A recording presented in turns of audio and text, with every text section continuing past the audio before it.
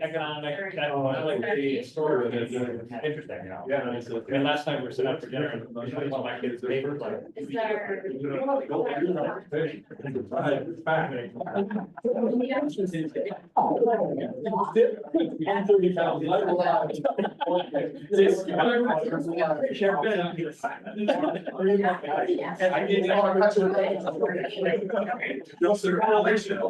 That's true. What's gonna happen? I said, okay. Back surgery, Infrastructure, all those things. dark hair, right? And she's. Yeah. Like, well, fun classes. Pretty, but you don't. Kids are all. You would think you should have next surgery. Yeah, when you had to hear it, so I asked her. Infrastructure.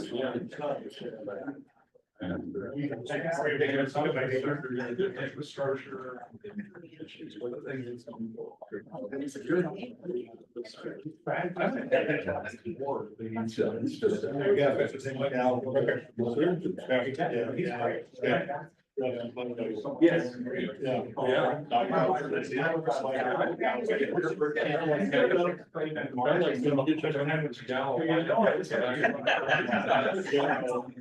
My hands are got through. That's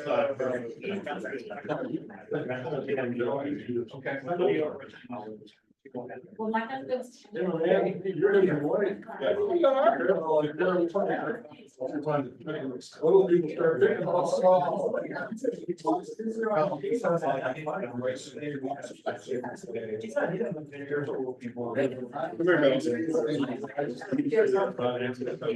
Yeah, right here. Yeah. I've got it right here. Well, that is, I got 29 years, 4 months. In. Yep. Good stuff on both sides. My lady comes with that over here. Well, I'm certainly Triple the budget. that is, that's part of it. So. Yeah, I gotta get out. And it's like. Yes. Good old him. Yeah. He probably down. Yeah. Oh, really? Been around. Healthcare absence is another. There's a don't take a picture. Well, We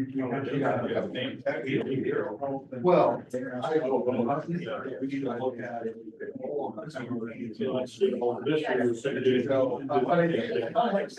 Yeah. We got that size on it, but also. He can find you. He can find you. Right. Come to a lipstick meeting.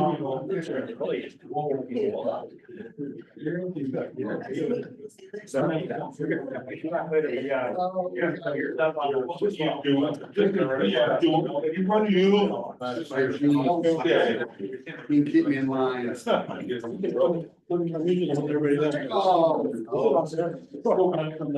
And then you know where to go. Okay. All right. You two need some. For what? Live in the dream. It's kind of, don't refuse. Yes. Wait. 3 days. Yeah. 48. Never done it wrong. You Never. never. Kind of. Christina, since you're alive, you want to see us, can you give me a thumbs up?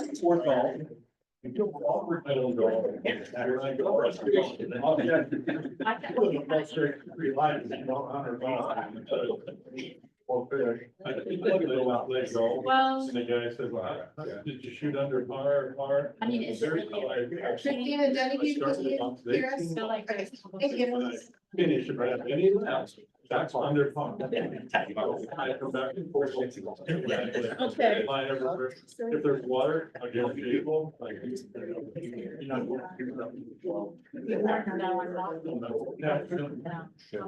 Rick Wiesenberg didn't want to be here, maybe to help it, so I dismissed him. I'm a, Can I have 5 cents? We ready? Yeah, you do.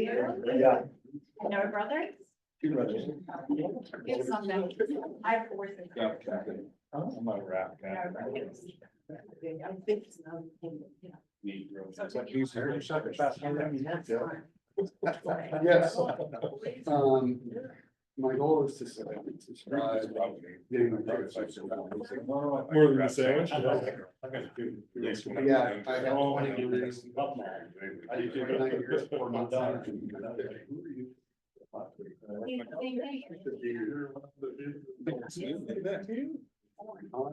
got only 25. Hey, why don't we go ahead and call the meeting to order just to be on time and let Corey do the roll call. And just real quick, Rick Wiesenberg wanted to be with us. He's busy, he's got lots to do. And I told him that if we had a quorum that I would get by without him today, so I appreciate him being willing to call in if we needed him, but I've given him a pass for the day.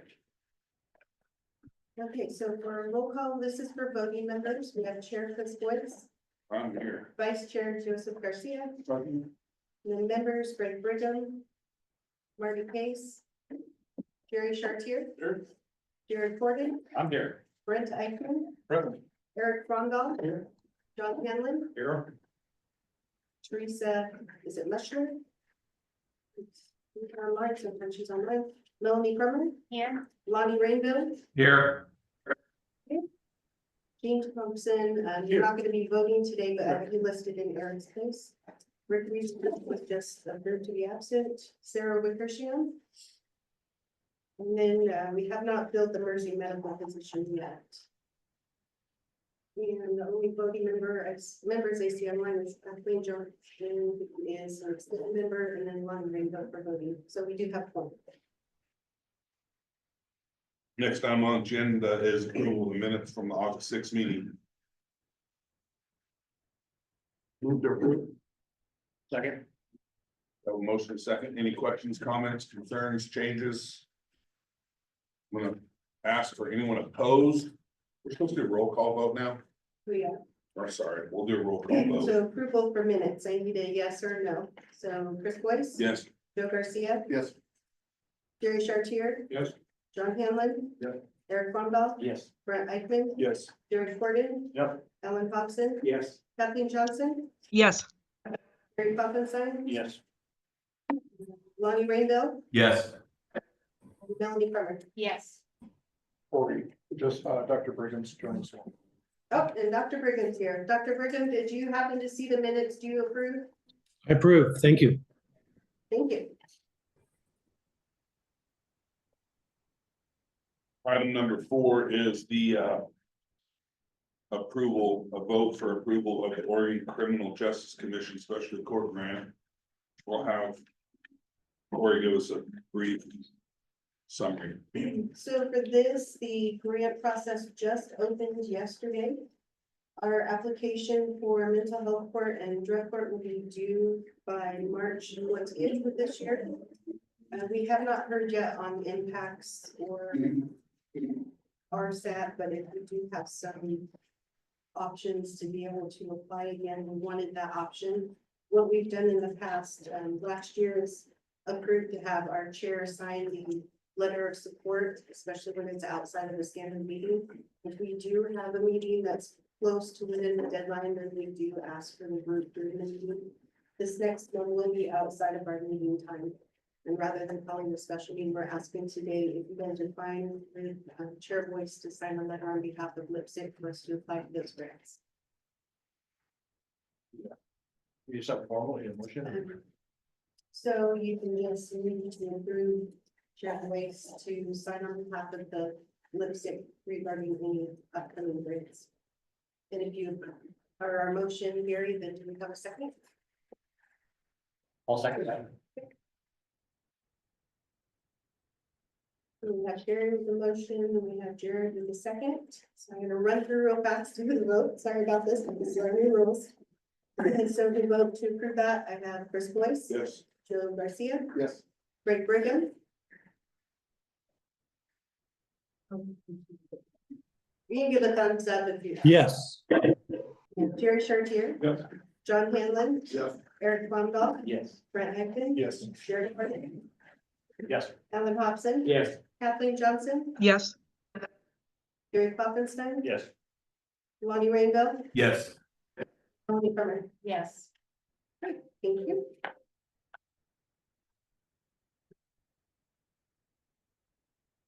So next up, we have Joe Garcia. A while back when we met, I mentioned that there was a state task force on specialty courts. That got put together, and so, the legislature had some responsibilities appointing some folks, governor's office had a responsibility of appointing some folks, and OJD appointed, some folks as well. So I was one of the individuals in the state that got appointed, to serve on the task force. We completed our work in November in preparation for the session. So I thought I would just mention a couple of the recommendations that came out of the task force that will be applicable to us, hopefully moving forward. Some of them are just some housekeeping things, and some of them actually have an impact, I think, moving forward, hopefully for us, collectively if we operate specialty courts. So one of the changes, there's a bunch of different names in statute related to drug court and specialty courts. So they're gonna be recommending just a treatment court definition, so it's more applicable to all programs. So no one gets excluded in any application for funding or anything like that, kind of moving forward. So we operate a juvenile program, a veterans program, whatever it is, that all fall under the umbrella. So to just create some more uniformity for everyone in the state. This is actually a recommendation that came out of Douglas County. I originally recommended it.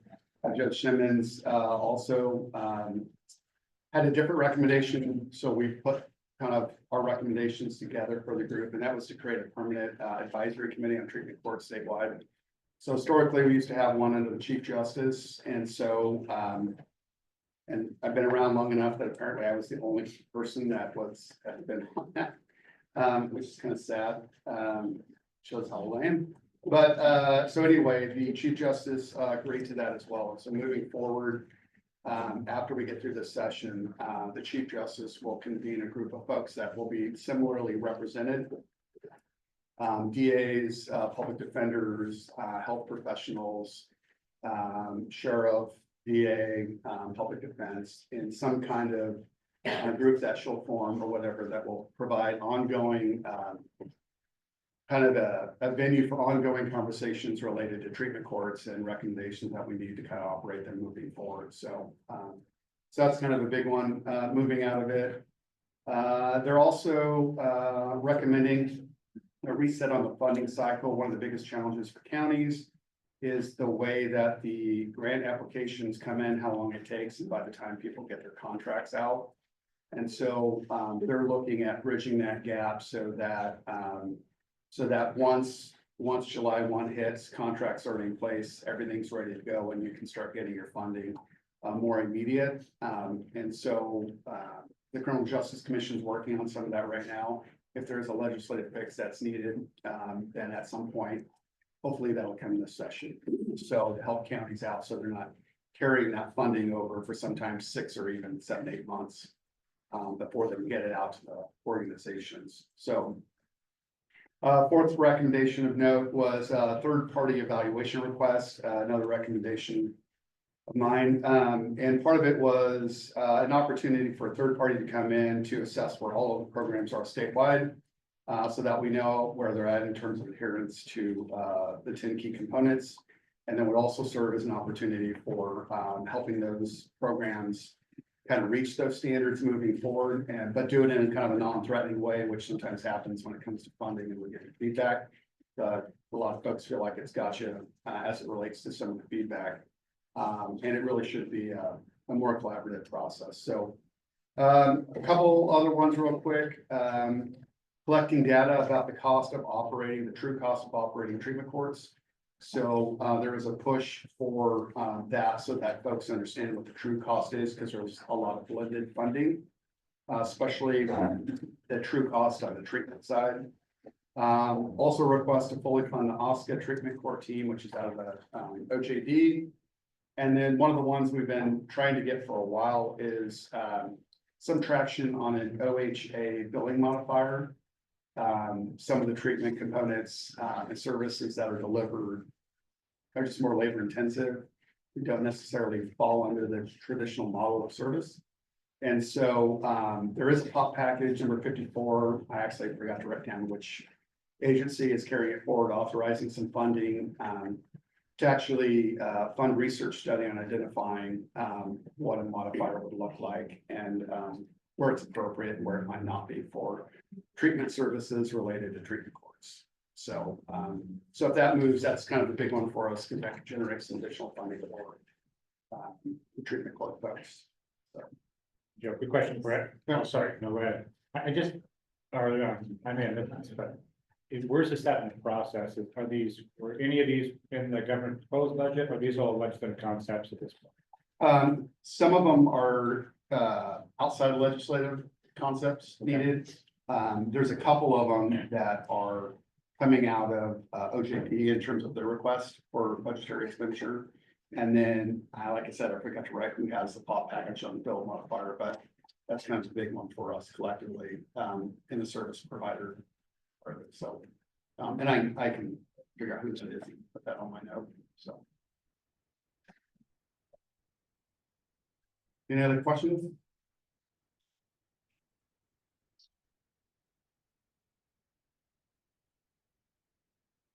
Next item is Sobering Center annual reporting. The next one is the 115 reentry limit. So we have two folks online with us, Rachel Lee and Caitlin Payne with the Oregon Health Authority.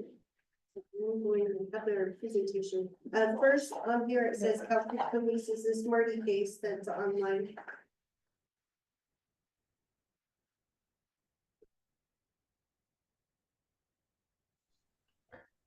I'm sorry, was that a question for Rachel and I? I had a little bit of a hard time hearing you. Okay.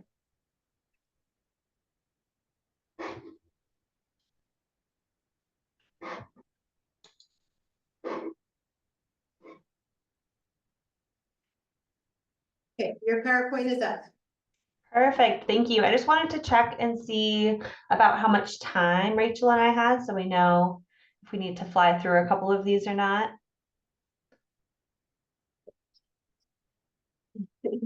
Just 12:15.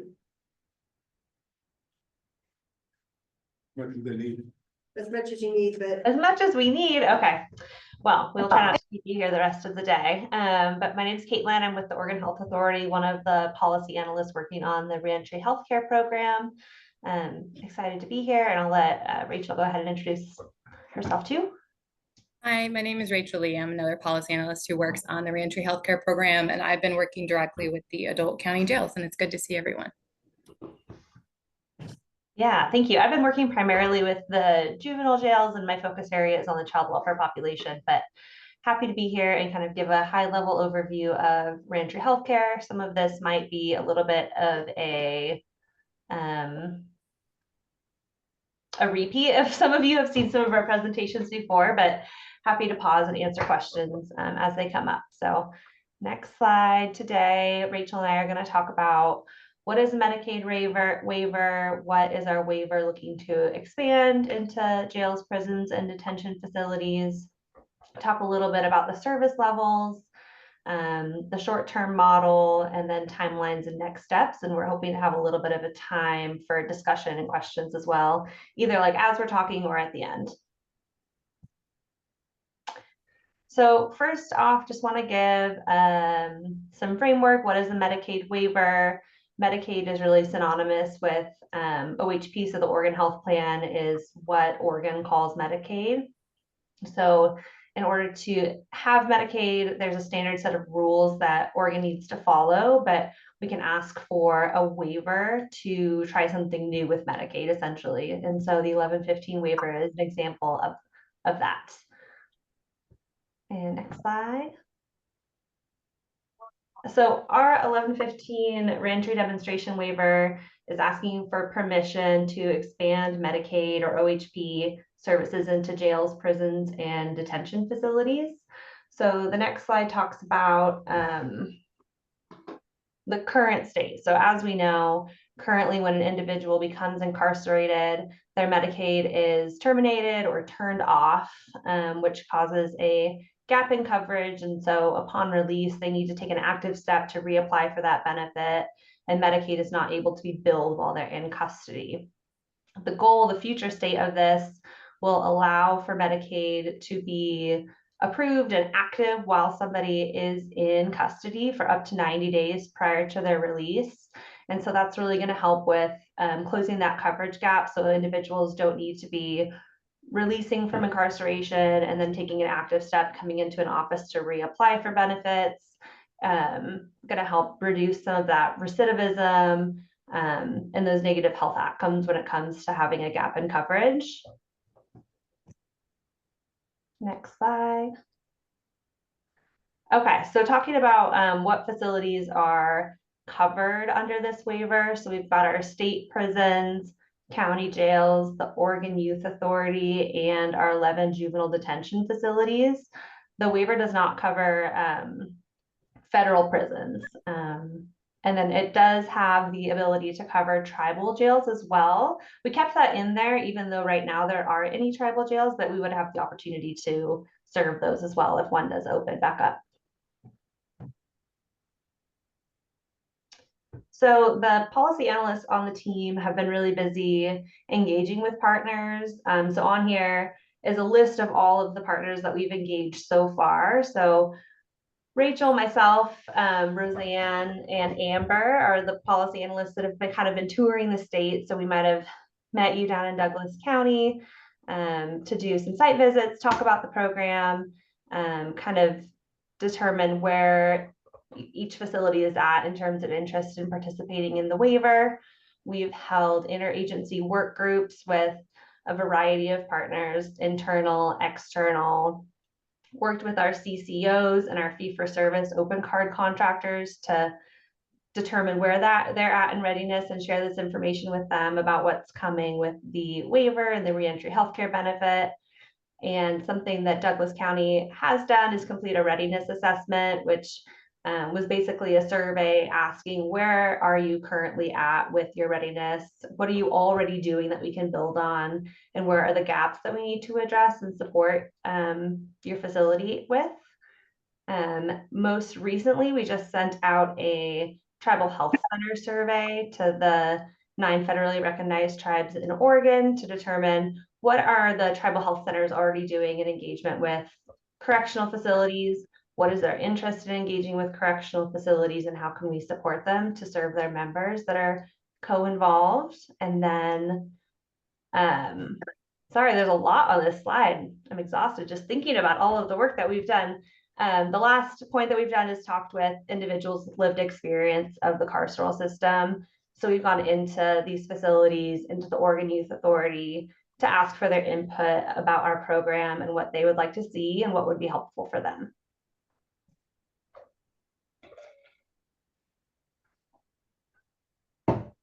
Okay, so when we're talking about the reentry healthcare program, we're talking about 2 different initiatives.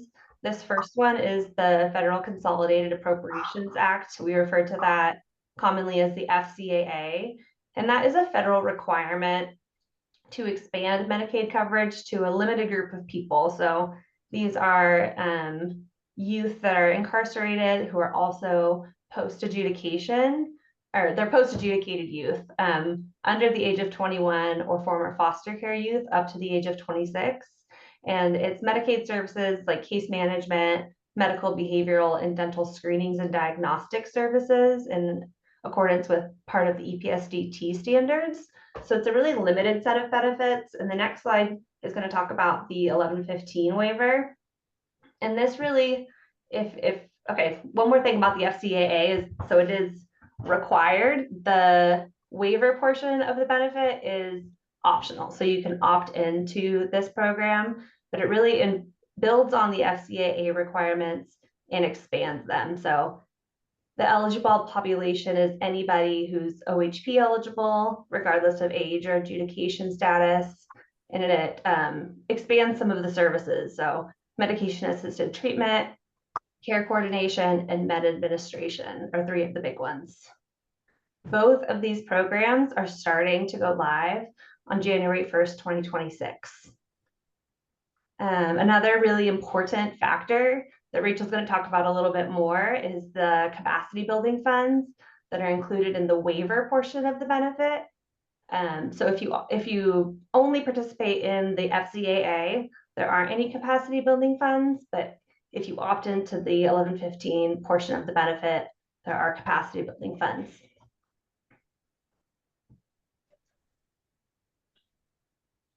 I apologize. I think I'm going to lose my voice here. So give me just 1 second. Okay. So this slide is a nice visual of some of what we just covered of the services that are covered. So it shows the FCAA is like this limited set of benefits that does like needs assessments, screenings, and case management. And the 1115 waiver really takes all of those benefits, expands on them, and includes those family planning services, planning that healthcare plan, behavioral and physical health services, and then actual diagnostic treatment and preventative services.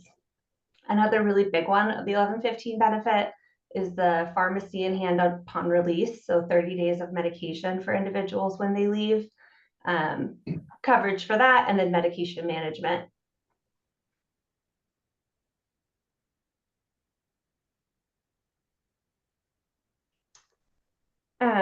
And then, okay, so kind of, I alluded to this a little bit, but the capacity building funds are really tied to the 1115 waiver portion of the benefit, and they are startup funds for facilities to implement these benefits. So these are one-time funds that can be used really creatively. What we've been told is they just can't be used for brick and mortar. So people have talked about using them to purchase an EHR, like laptops, tablets, hiring, training, and salary of individuals to do this work. Those initial startup costs, with the intention and thought that once you're able to bill Medicaid for these services, those costs could be recouped by your facility.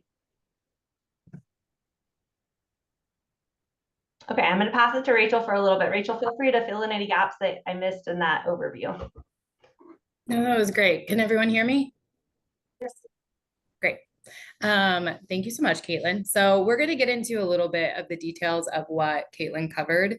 When we talk about the reentry healthcare program, we'll also going to refer a lot to the different service levels, thank you, that are in that.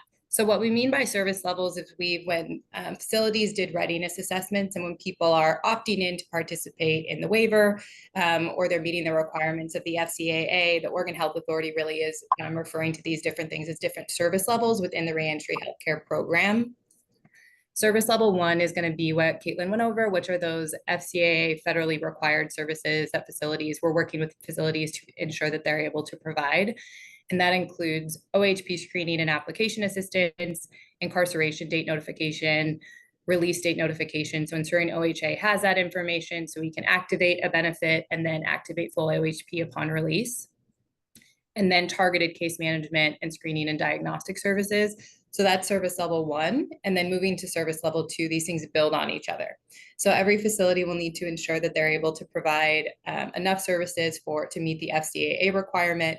And then additionally, if facilities opt into the 1115 waiver, the service level 2 are the required components to be able to get reimbursement for the 1115 waiver.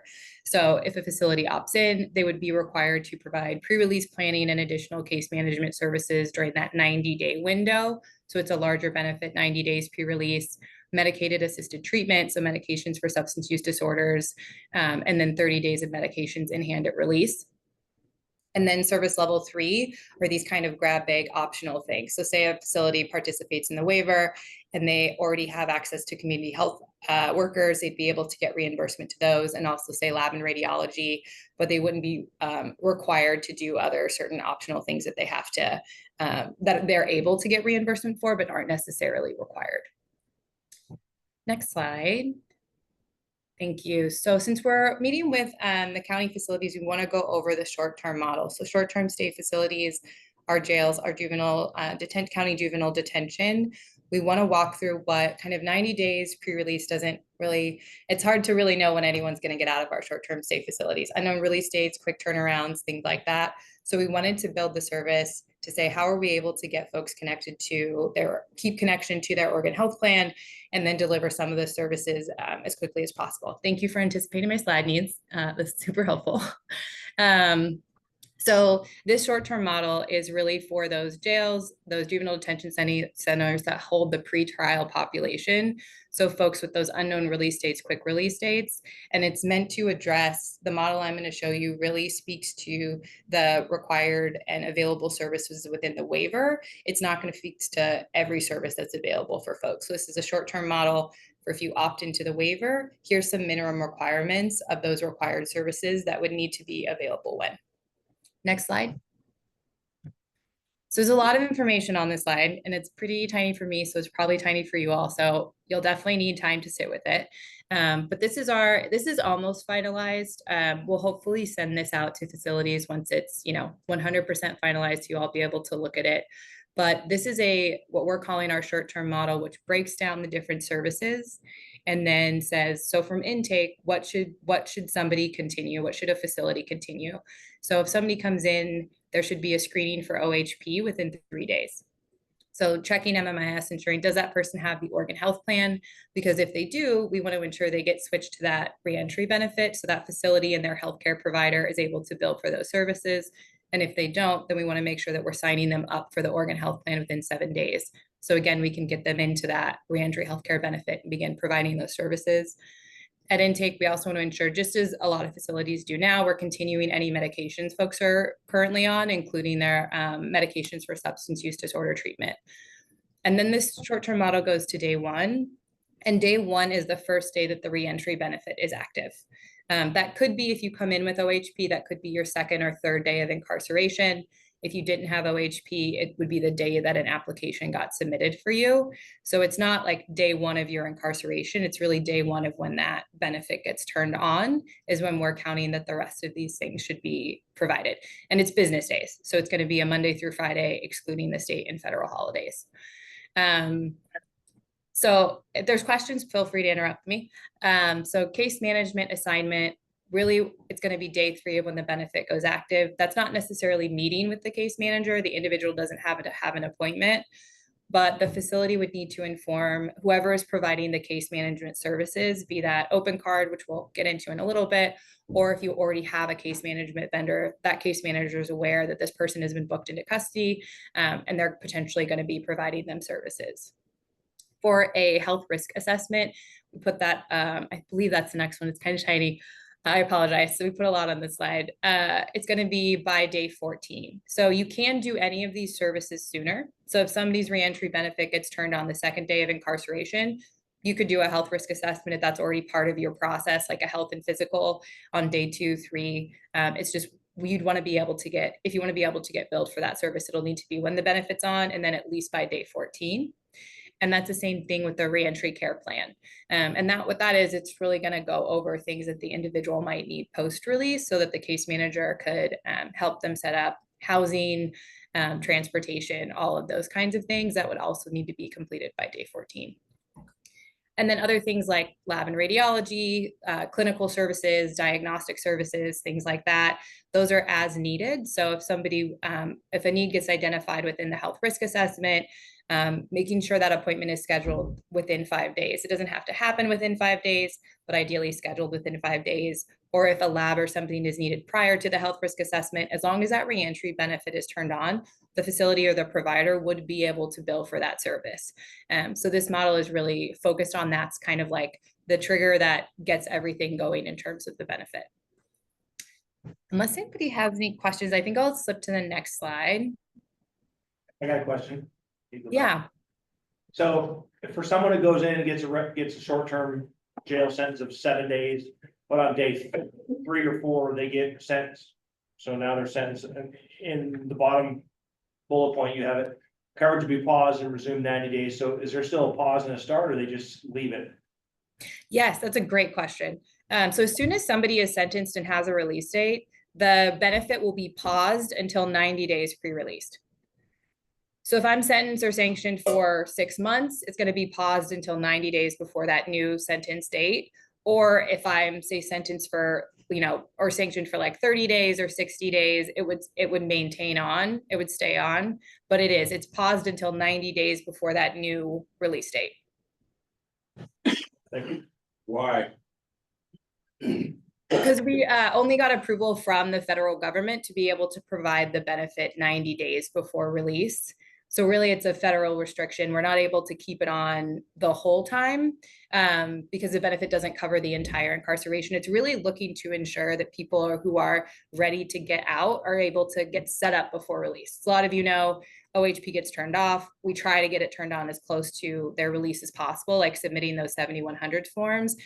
But things happen so fast. A lot of people get fall through the cracks. So this says, like, if we can get that OHP turned on 90 days before release, we can start working on their release planning, which is what the federal government approved that we were able to do.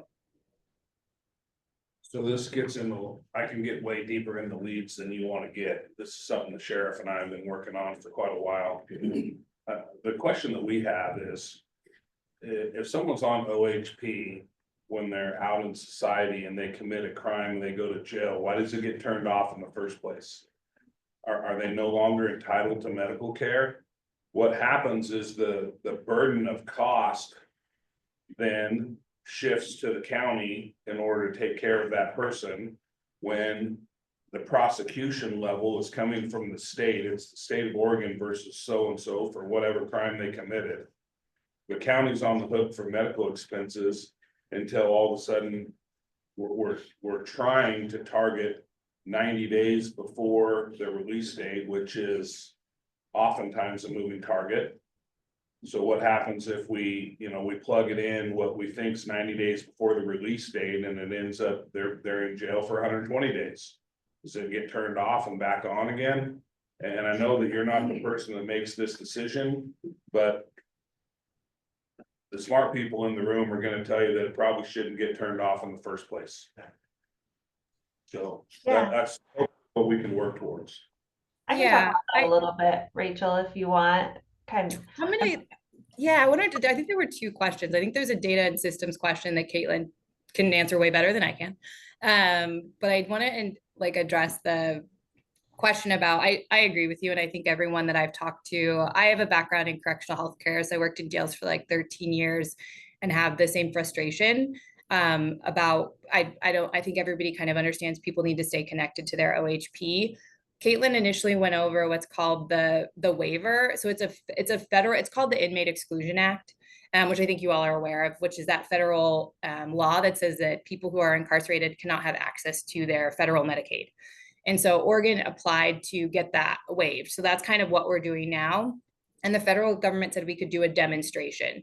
So the waiver is kind of, we applied to demonstrate that this keeping people connected to their OHP, ensuring that they're able to do that before release and getting them connected to their community providers is hopefully going to impact those health outcomes that contribute to recidivism. And if we can show that, I don't know the future, I don't make these decisions, but maybe we can expand on this. And I think that that's what the program's hoping to do, is address the things that you all are seeing every day that don't make sense with taking people away from their health insurance and their health provider.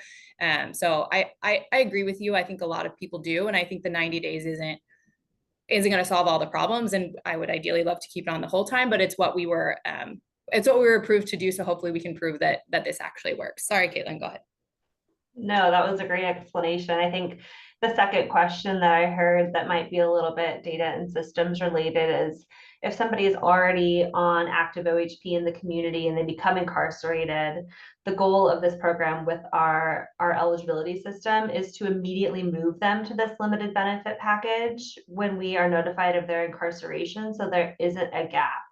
And so a lot of people that are coming into custody, we know they already do have OHP in the community, and so there wouldn't be a gap in those circumstances. And so when they become incarcerated, they would move to this limited benefit package, this reentry healthcare benefit. And if they're release date is known to be longer than 90 days, at that point, their Medicaid would be turned off, their OHP would be turned off. Sorry, I use them interchangeably. However, a lot of folks are in for a lot less than 90 days. And so they would immediately move into this limited benefit. And then if their release date is known to be less than 90 days, they would just stay on that benefit during their incarceration period. And then upon release would be moved back up to their full OHP benefit package. So that eases a little bit for individuals that already do have OHP. For individuals that come in that need to complete that application and get approved, that's going to take a few days before services are going to be able to be billed.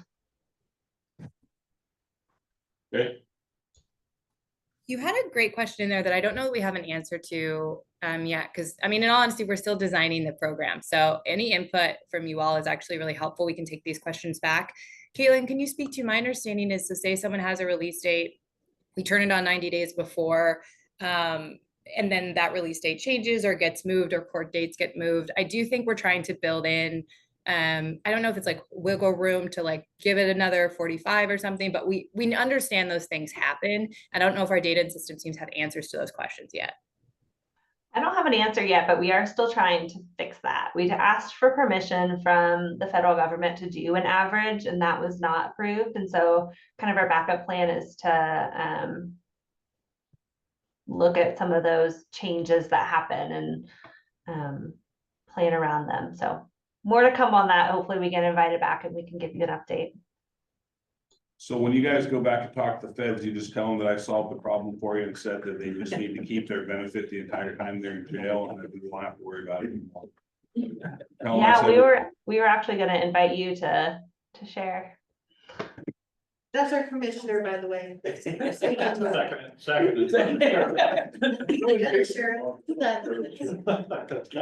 a great effort. You're just 75% of the way there. Yeah. Yeah. It's super valid. Is what it is. They complicated a very simple thing. Yeah. I can help you with your argument. I mean, we do, we love folks to partner with us. So for presentation, so that's actually something we might take you up on because you all kind of know the best, you know, your facility's the best. So real life examples are something that we think are really important. I will say my understanding is if there's a new charge or a new sanction or something like that, the 90 days can restart as long as it's a new charge. So say somebody picks up new charges or there's a hold in a different county, that 90 days would restart for each charge. Yeah, that's a really good point too, Rachel. There's not a limited number of instances that somebody can use this 90 days. So if they use some of their 90 days when they become incarcerated in jail, and then it's determined they're going to serve a couple of years in prison, their benefit would end because their release date is longer than 90 days. But then when they are 90 days prior to release from prison, for example, then it could be turned on again. Or it will be turned on again. Yep. So just to be clear, someone goes to jail, they get sentenced on day 30. They have this insurance all the way up to day 30, and then they get sentenced for 180 days. Then there's gonna be a break, and they're not gonna have any insurance for a while.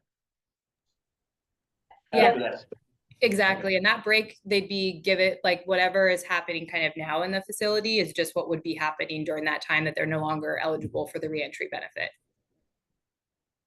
So I'm just gonna tell you, not that we would ever do this in Douglas County, but other places probably would.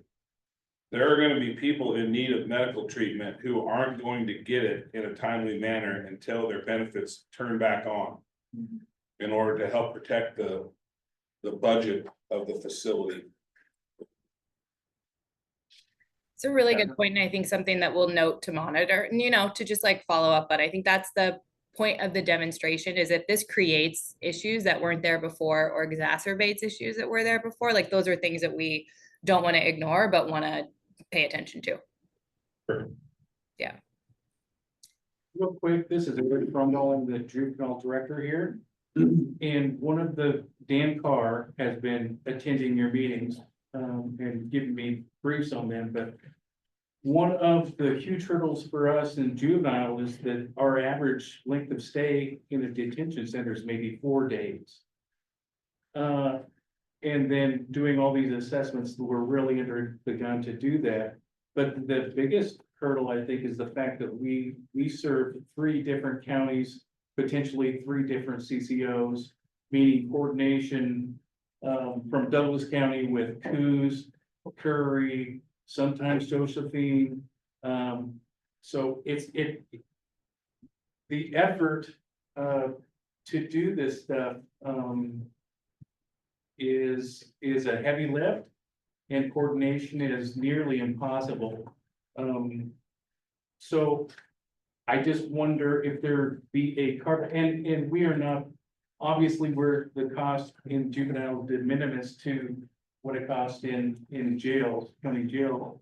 But maybe a carve out of juvenile stuff where you don't turn it off and start there.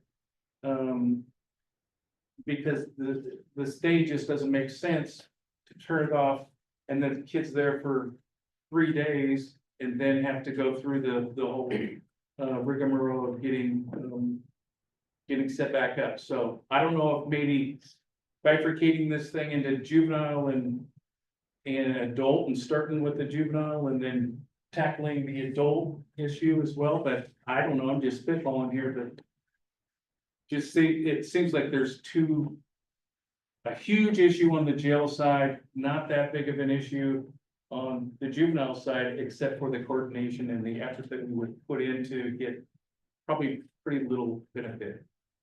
We're gonna have to keep moving here. We got quite a few items on the agenda still, and we're running out of time.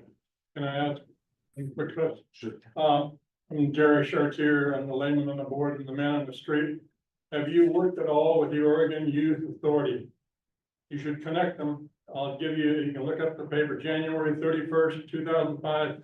Oregon Youth Authority failure, juvenile justice flaws pose a public safety crisis. And they're talking about juveniles, actually in this case, committed 2 murders. They will be out. And as I read this, regardless of the parole board's decision or the youth board decision, they will be released without, after they turn 25, their slate will be clean. These people have committed 2 murders. And so I won't bore you, but I will read this one little short sentence that says, we have good reason to be skeptical of OYAs and the state's ability to provide sufficient mental health care for people convicted of serious crime. I won't read the rest of it to you, but if you will contact Oregon Youth Authority, I think you should play the game with them and it'll do you both good and it will help with public safety. Thank you. I appreciate that. Last couple of comments from you guys before we move on. We gotta get moving here. Can you get that slide? Yeah. Great. Yeah. I've got that in the notes. I mean, the only thing I'll throw out there is I think over half of Oregon is Medicaid costs going to the federal government. 90% of the entry costs. Question on the elephant in the room is around some of the federal dollars right now and how we can get upstream on this conversation. That'll be important. Okay. Thank you, guys. Thank you so much for the time Thank and the you. questions. We appreciate it. We probably want to have you come back again shortly before it kicks off. Yeah, anytime, please reach out. We're in touch with your jail as well. I've met with them. I was actually able to visit Douglas County. So anytime you all would like us to come back or share information, just let us know. Thank you. Thank you. Thanks, everyone. Item C, Bureau of Justice Assistance. I didn't have much here. We had a visit with them in September. They were here on September 11th and 12th. They were from the Council of State Governments on behalf of the Bureau of Justice Assistance. And what I included in the agenda packet that was emailed out, they had just issued or raised a few issues that they want us to look at. I don't know if you guys had a chance to read them all, but one thing they did say, they had the best jail tour they've ever had in their life doing their job. They said it was phenomenal, so I just want to give props to the jail. Oh, good. They said it was very informative. They really appreciated seeing them way more than they've ever been allowed to see in other areas. So that was one of their higher points of visiting us. That's not, I had an intake full of mental patients. There was an intake that came in while we were there, but we didn't see on the list then. Or a couple we brought in recently. One issue they brought up was they just wanted to make sure that we're not overlapping and serving the same folks that are impacts programs. And we are working closely with ADAPT and Health Alliance on that. We, unfortunately, WellPath is having some issues. They're going through bankruptcy, but they're still together here. The main issue is that the higher ups take forever to sign contracts. So we still don't have a final agreement, but the folks I work with at Health and then ADAPT, they're really good at working with Rochelle, who's our discharge planner in the jail. So we haven't had any issues really, just because we have an open line of communication. That's how we're waiting. Okay, But, all right. we have a very good line of communication, so we appreciate that. And the other issue they brought up is that at the time we were there, when they witnessed the one intake, they thought we were lacking a standardized mental health and substance use screening. That's something that WellPath and Rochelle were looking into. And then the third one was WellPath did not yet have a in-jail social worker. That's been rectified. They hired a lady in April, and that was recent. So we have 2 of the 3 things addressed, one's still being worked on. But all in all, they were very impressed with their visit. They liked how community oriented we were, had one playing well in the sandbox, and so they kept saying. So it was, I thought it was a good visit and beneficial that they were here to see us in person. They did send me to Philadelphia along with Rochelle. I gave a presentation there about our program, and they wanted some information basically on how well we play in sandbox together. So I brought up examples on how we work well, how LPSCC has branched out to your resource guide, all the different grant programs that we have. And everyone seemed pretty excited about it. It was a good conference. It was cold back there. It was a good conference. That's all I had on that one.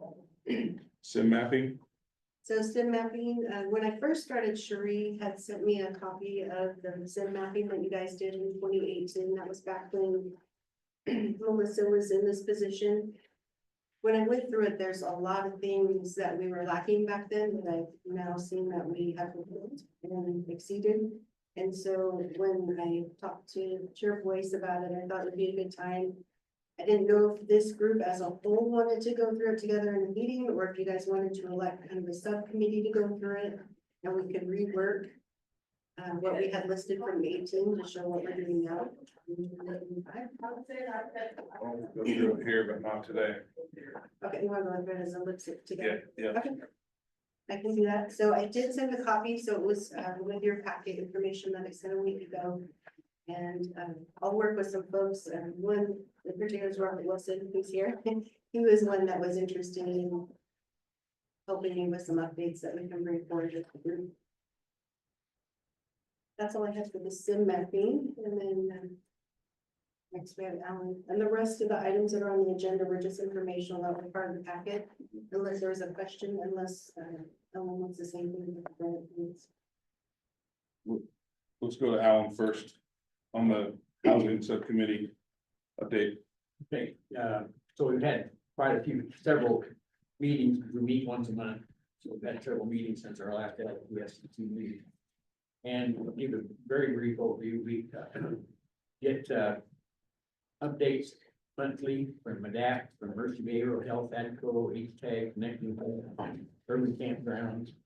We get monthly updates from them, and of course, our January meeting, we got the whole yearly update, which was quite a eye opener. Both the sobering center and the mobile crisis team have had tremendous output in the last year, much more than they had before. We also had presentations from the last time we met with the LPSCC. We learned more about the RSAT program, which was very enlightening. We had a homeless youth, a new shelter coming. We had the Family Development Center Relief Nursery give us a presentation. Especially the courts give us presentations. Habitat for Humanity, building down in Riddle right now, and he gave us an update. And then Drug Court Community Project on a regular basis, so that was, some of the things we get presentations from. We usually have 2 presentations or so, a month, and, very worthwhile meetings. So that's all I report.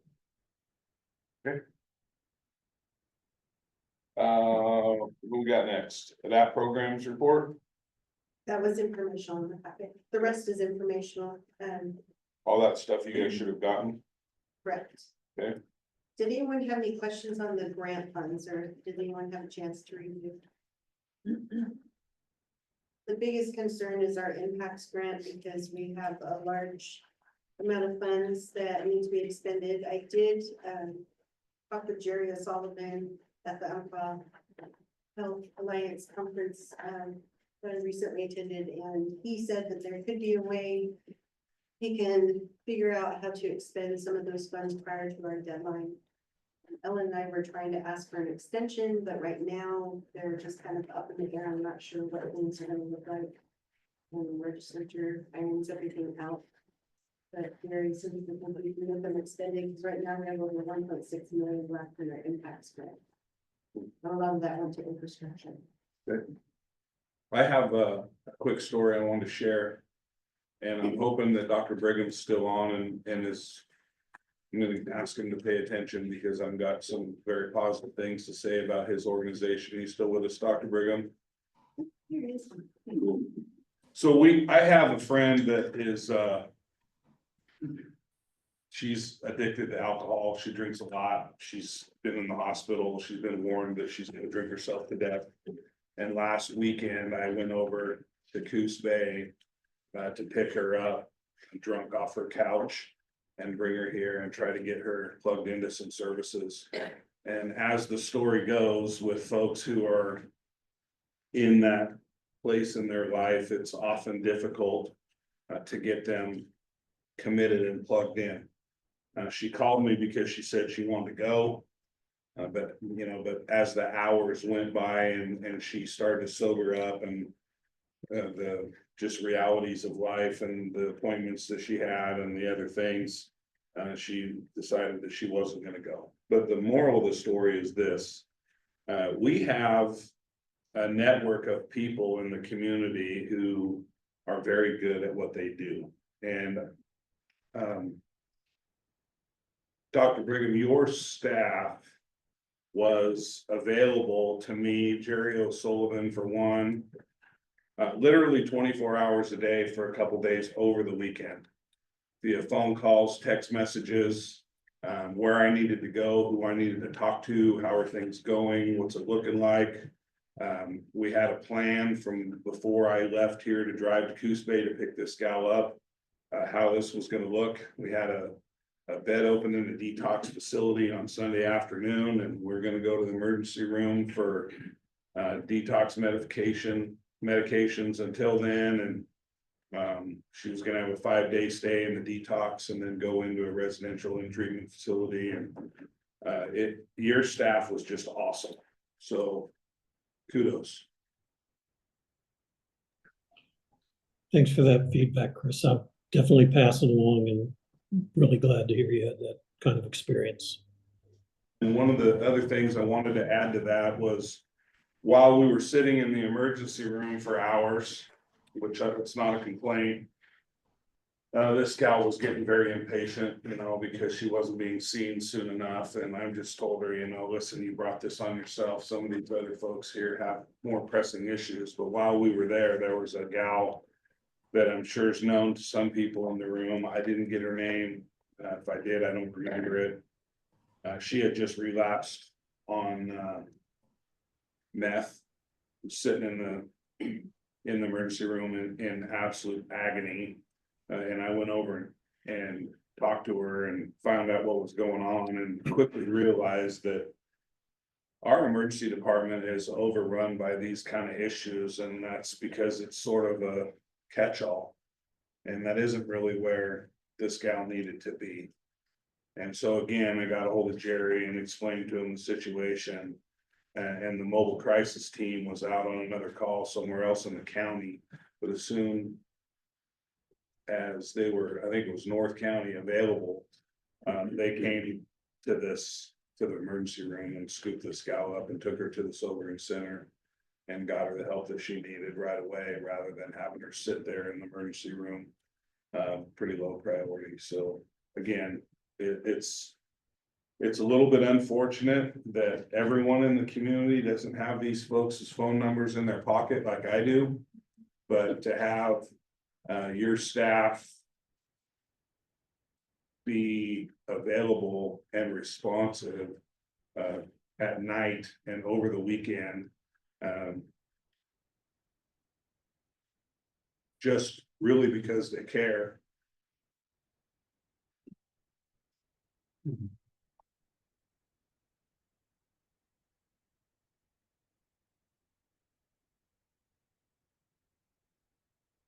Why we're all here was great. Thank them for me. I would definitely do that. And I would also just call out that a number of those things were available really because of the work of this group, the LPSCC. You know, that last SIM meeting we had, we laid out that, you know, sobering was needed, that more mobile crisis was needed, and we've pursued those things together as a community to make them happen. So, but I agree. You know, we have really good people in our community that are caring and dedicated to what they do. And DAP's proud to be a part of that. Pretty easy for folks to turn their phones off at 5 o'clock. So grateful. Anything else? Go to the order. Would like to introduce Jesse Spain. He's here with the Painted Horse Recovery that's now in the Roseburg area. Do you mind, Jesse, just say a couple sentences real quick about your program? Yeah, thank you. Good afternoon, everybody. My name is Jesse Spain. I'm the Regional Director of Painted Horse Recovery.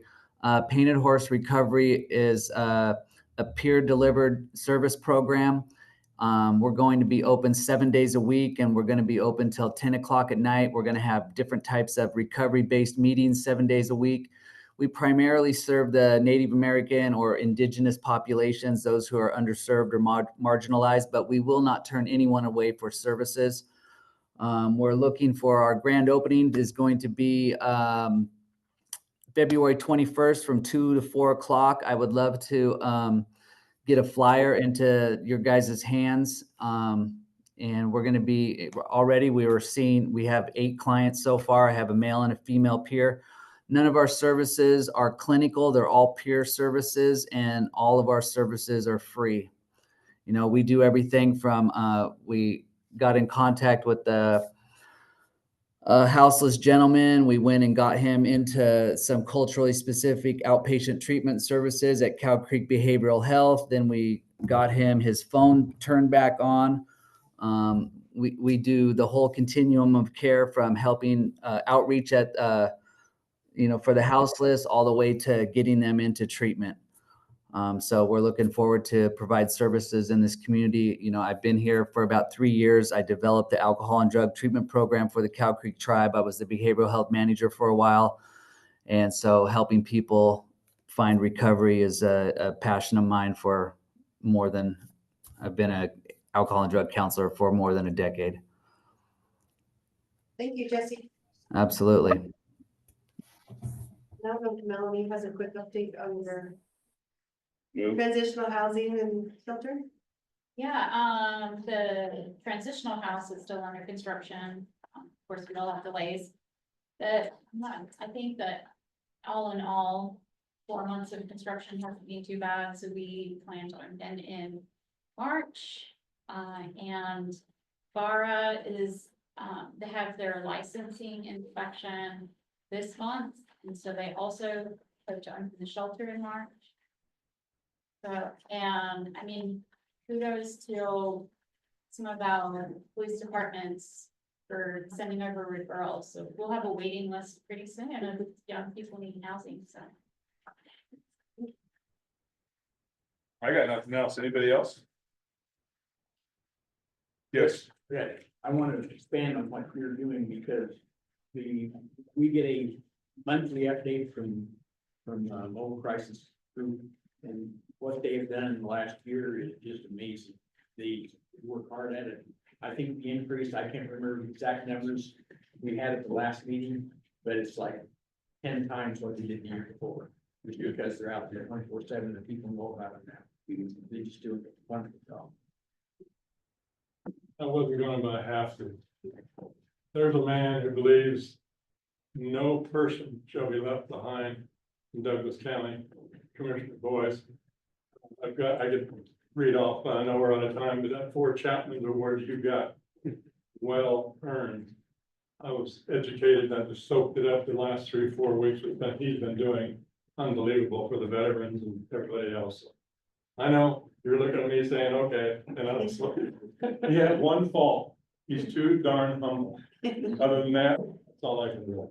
So the sheriff could chime in on this too, but just for the social workers we have here, just a little bit about ICE and our participation here. We're really in Oregon hamstrung. So if ICE shows up at your door to do something and you call us to try to interfere, it can't happen. We're just stuck. Unless we feel differently, we're literally stuck. So we probably won't even come. So it could be maybe an exception with that, I'm wondering, so just that school coming up, they're going on topic a little bit, so. We've got a good process for how that works, right? And, but there are some safety protocols. I don't see it coming. I don't either. I don't, Just yeah. think of me for a minute, so there are some safety protocols, right? So everybody has to follow those safety protocols, and we'll welcome them in like any law enforcement, but they may have a judiciary subpoena or something. But in the event that someone can't follow that safety protocol and is heading through a vestibule or something, that could change the nexus, at least my interpretation. We do have, I think, a loophole too, through our DENT team. Because DENT has a federal law enforcement officer assigned to the team. So I think some of the issues we might be able to feed through DENT, through that federal officer who could then pick up the phone and call ICE. And Yeah, it's just, most of the time, we're gonna be like, "Ooh, sorry." But yes, I'm not saying never, I'm just throwing it out, because if we don't talk about it here, it's gonna happen tomorrow. I mean, I don't think it will, and they're not looking for that publicity, but. Yeah, I mean, we just said, we've got safety protocols people need to follow, and someone's marching down a classroom to a kid, and that's a violation of the safety protocol, but people just need to know they're gonna follow that process. Yeah, and so I don't see that happening either, but if someone breaks that process, we've got, there's a process to mitigate the process, so who knows? We're just unfortunately in a really hard spot at that for us. Join the program. Marty, you came on camera. Were you wanting to say something?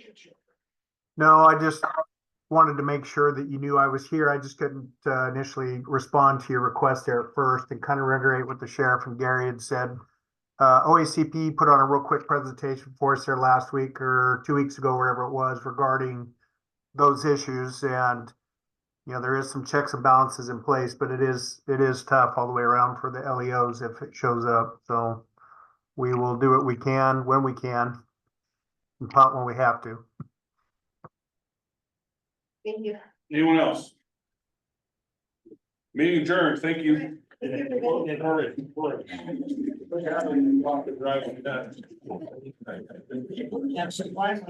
everybody. Thank you. Right?